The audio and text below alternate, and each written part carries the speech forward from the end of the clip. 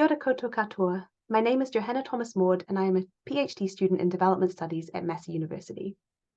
My research looks at the experiences of doctors in Aotearoa, New Zealand who trained overseas. Those of you who live in New Zealand will probably be very familiar with the challenges of getting in to see a doctor. This is something that was exacerbated during the COVID-19 pandemic, as highlighted in these news articles from the past 3 years, around hospitals being overloaded, patients being turned away, and a workforce in crisis. What is perhaps more unexpected to see in the news during a pandemic, however, are these kinds of headlines.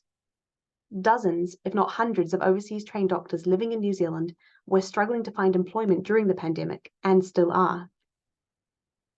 Digging a little deeper into this, I discovered that almost half of the practicing doctors in New Zealand originally trained overseas.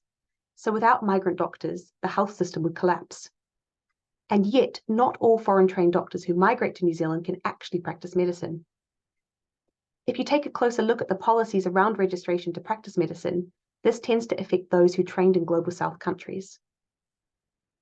That's because the pathway to gaining registration in New Zealand depends on the comparability of the health system of the country you trained in. This is determined using public health indicators like life expectancy, public health expenditure, and doctors per capita. So when you see this list of comparable health systems, it's not surprising to see this is dominated by countries from the global north.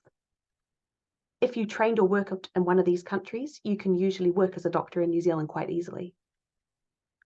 Meanwhile, doctors who trained in non-comparable systems have to complete additional exams and 2 years of supervised work. The challenge here is that these supervised workplaces are limited and prioritised for New Zealand medical graduates. This creates significant delays for doctors who have met the standards required by New Zealand, with many waiting years and some not ever finding a position before their exam pass expires after 5 years. So what exists on paper doesn't work out in practice all the time. To unpack this phenomenon further, I interviewed 24 overseas trained doctors now living in New Zealand from a diverse range of backgrounds, as highlighted in this map.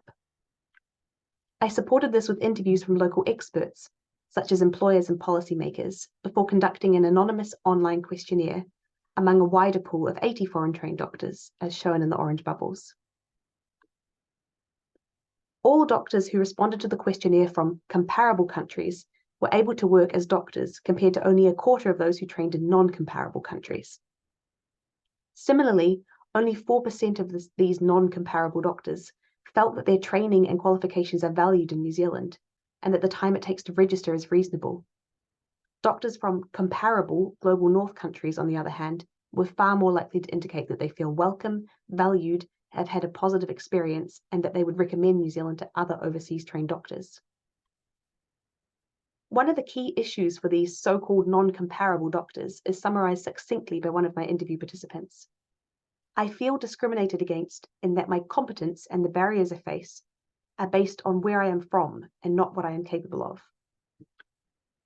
Another interview participant described the non-comparable registration pathway as broken. To reach your destination, you have to jump and go through loopholes, and you might not even get there. It's all about luck. But in development studies, we have learned to be cautious about thinking of things as just luck. Luck isn't always random. It's often a product of underlying systemic processes. This is described by another of the research participants. There is something which is unwritten, a discrimination of some kind which actually informs all of these pathways, but doesn't actually get to the surface. It just drives the whole thing. In the case of Aotearoa, New Zealand, these unwritten systemic processes that disadvantage some people tend to be related to our colonial history. In fact, policies relating to medical registration for doctors who trained overseas are virtually identical to those from 1905, when New Zealand was still a colony of the British Empire. As you can see here, the term equal in status has essentially just been replaced by this language of comparability and comparable health systems. Such a clear link to colonial policies is problematic because colonial administration actively favoured European migrants while discouraging migration from the Global South. So overseas trained doctors from Global South backgrounds can be seen to experience structural barriers with clear origins in colonial policies. This not only disadvantages these individuals, but also negatively impacts on the New Zealand population, who suffer the effects of ongoing health workforce shortages. It's not only patients, but migrant doctors who are waiting in line in New Zealand's health system. We need to decolonize these policies and practices. Thank you.